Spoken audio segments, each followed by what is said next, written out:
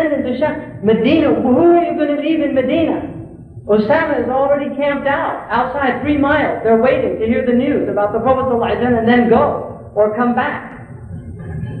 Abu Bakr said, he grabbed the beard of Umar, and he said, Wayhaka, ya ibn al-Khattab, Ibn al-Khattab, you want me to stop an army that the Prophet ﷺ ordered to go? One of the last things the Prophet ﷺ said was that the army should go. He actually came out during his sickness, got up to the minbar, and he said, send the army of Osama. And you want me to go against his amr? The Quran, فَلْيَحْذَرَ الَّذِينَ يُخَالِفُونَ عَنْ أَمْرِهِ. Let those beware who are disobedient about his command. أَن تُصِيبَهُمْ فِتْنَةٌ أَوْ يُصِيبَهُمْ عَذَابٌ أَلِيمٌ. Let them beware who go against his command of the Messenger, radiallahu anhu, that a fitna will afflict them, or a great punishment. Umar said, Wallahi, Abu Bakr said, Wallahi, I won't do that. Then they see he's resolute this, they say, don't put Osama at the head. The Prophet appointed Osama, Osama is 17 years old. There's people like Khalid ibn al-Walid. There's people, don't put Osama. Umar was in the army. And the Prophet ﷺ said, you want me to appoint somebody else after the Prophet appointed somebody? He wouldn't do it. So then he goes out, he walks with Osama. They say he walks some miles, and Osama wants to get down, let him ride. He said, Ya Osama, let me just get my feet dusty fi sabilillah for some little time. Then he asks Osama, here's the Khalifa, the Sama' and Ta'a is for him, and he asks Osama, Osama, will you allow me, a 17-year-old boy, this man is 61 years old, and he's asking a 17-year-old man, will you allow me to keep Umar here? I need him for counsel. And Osama says, take Umar. And so Umar goes back, and then the Bedouin, when they see the army, this is the beauty of the hikmah of following the Prophet. When the Bedouin see the army of Osama leaving Medina, they say, Medina is obviously not that weak if they're sending out this huge army. So now a lot of the Arabs are thinking, let's not attack it. Then Abu Bakr, another mawqif of shaja'ah. Umar says to Abu Bakr, Ya Abu Bakr, these people are new in Islam, let's just give them respite about paying zakat.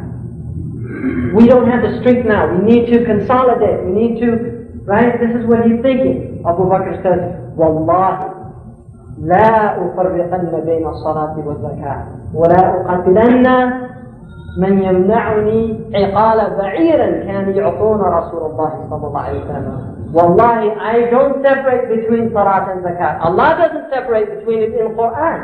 And I won't separate it between salat and zakat. Even if they refuse to give me just the hobbling cord of a camel that they gave the Prophet, I'll fight them. And then the Prophet, Umar radiallahu anhu said, ألم يقول رسول الله صلى الله عليه وسلم that we can't fight anyone أمرت أن أقاتل الناس حتى يقولوا أشهد أن لا إله إلا الله. We can't fight them if they say it. And then Abu Bakr radiallahu anhu said, didn't he say ألم يقول إلا قد عصم مني دماءه وماله إلا بحقها. Right? Isn't zakat min al-haq? Isn't that from the right? And then Umar said, he realized, شرح الله صدره برأي أبي بكر رضي الله عنه. This is tarbiyah of Umar, because he's being prepared to become the Khalifa.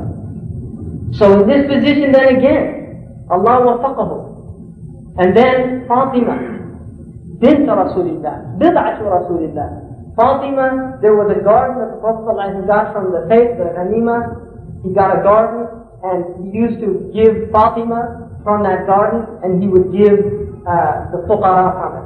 Fatima comes with with Abbas radiallahu anhu, and they ask Abu Bakr for the garden. Abu Bakr says, this is a woman who he knows the Prophet ﷺ said, Fatima minni, bid'atun minni, man aghdabaha faqad aghdabani. The one that makes her angry has made me angry. She says, I want the garden. Abu Bakr says, Ya Fatima, لقد سمعت رسول الله صلى الله عليه وسلم يقول إِنَّا مَعَاشِرُ الْأَنْبِيَاءِ لَا نُورَثُ. We people of the Prophet do not inherit. Our wealth is not inherited. وَإِنَّمَا هُوَ صَدَقَةٌ. It's sadaqah. And she says, but he gave it to me. And he said, he gave you part of it, and I'll continue to give you from that. And she said, give it all to me, and I'll give it to the fuqara and the masakin, their haq. And he said, I'm the Amir al-Mu'mineen, I'm the Khalifa, and I'm ahaqu li an aqsam. Mala Rasulillah, mala Allah. It's more rightful that I distribute the wealth of Allah. And so Fatima is really upset. But this is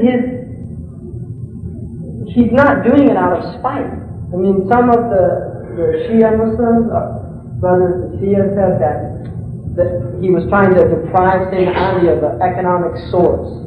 Yeah. These things, you just dispel them from your mind. These people have the purest of intentions. Abu Bakr had the purest of intentions.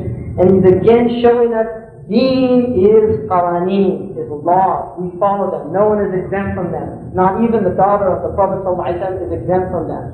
And then the last thing I'll finish, the khutbah that he gave, radiallahu anhu. The khutbah that he gave, just a few minutes, inshallah. The khutbah that he gave, the first khutbah, he comes up 2 steps and then stops and sits down.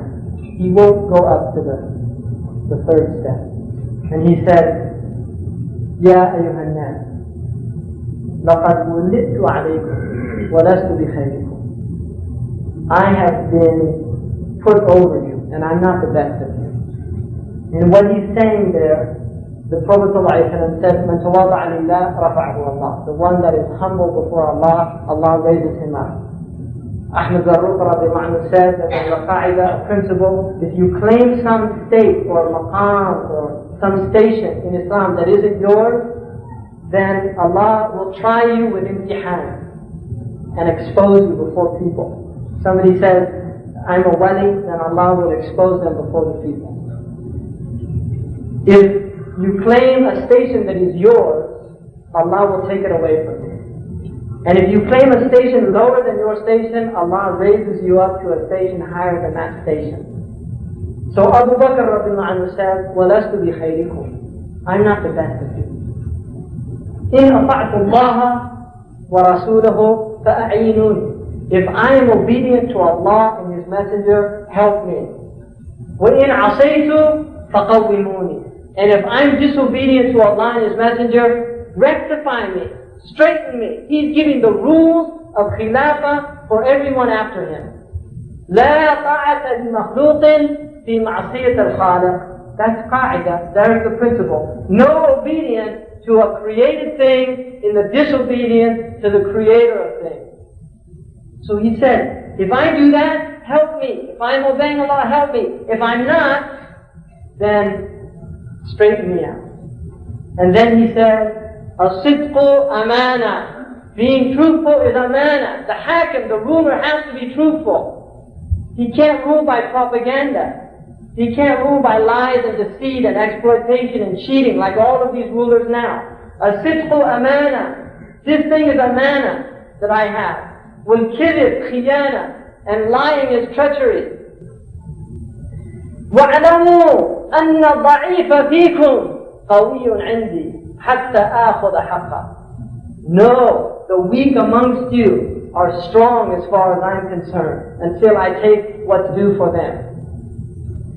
Zakat. If you're oppressing the weak, as far as he's concerned, they're strong, and he's going to look after them. وَاعْلَمُوا أَنَّ الْقَوِيَّ فِيكُمْ ضَعِيفٌ عِنْدِي حَتَّى أَخُذَ مِنْهُ حَقًّا. And know that the strong amongst you are weak as far as I'm concerned. In other words, authority is not going to frighten me.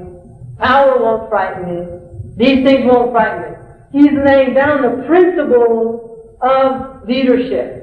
And then he says, radiallahu anhu, وَاعْلَمُوا أَنَّ قَوْمًا مَا تَرَكَ الْجِهَادِ إِلَّا ضَرَبَ اللَّهُ عَلَيْهِمْ الظُّلْمَ. No people ever left jihad except Allah abased them and humiliated them. We know the truth of that statement. Wallahi, we know the truth of that statement. We can see it with the eye of certainty.